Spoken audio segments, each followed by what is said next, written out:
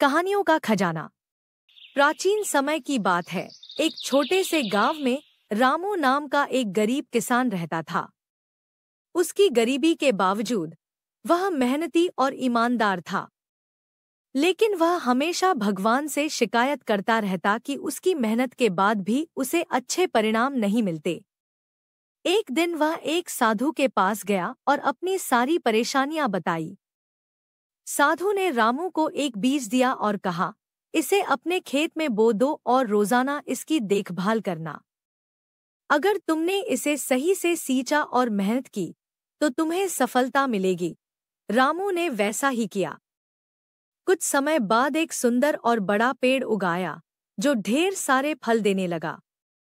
साधु ने रामू को समझाया, जैसे तुमने बीज को मेहनत से सींचा, वैसे ही जीवन में भी हर चीज मेहनत और समर्पण से मिलती है। भगवान सिर्फ उन लोगों की मदद करते हैं जो खुद मेहनत करते हैं।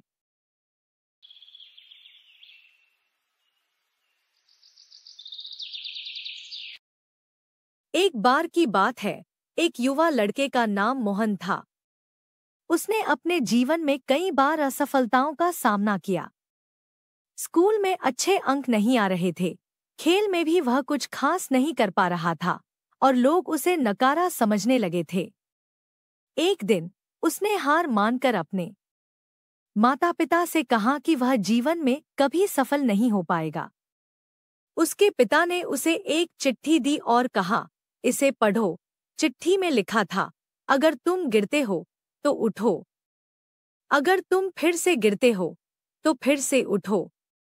जब तक तुम कोशिश कर रहे हो तब तक तुम हार नहीं सकते। मोहन ने यह पढ़कर जीवन में फिर से साहस बटोरा और मेहनत करना शुरू किया।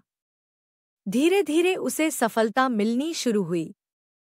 उसने अपने आप पर विश्वास किया और निरंतर प्रयास करते हुए अपनी मंजिल को पा लिया।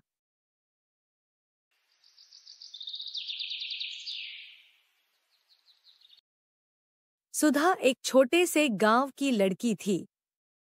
वह हमेशा बड़े सपने देखती थी, लेकिन गांव के लोग उसे ताने मारते थे कि एक गरीब लड़की के बड़े सपने कभी पूरे नहीं हो सकते। लेकिन सुधा ने उनकी बातों पर ध्यान नहीं दिया।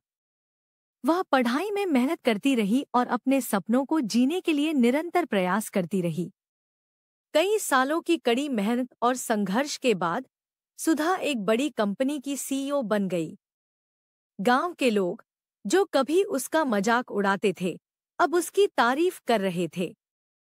सुधा ने साबित कर दिया कि अगर आपके सपने बड़े हैं और आप मेहनत करने को तैयार हैं, तो दुनिया की कोई भी ताकत आपको सफल होने से रोक नहीं सकती।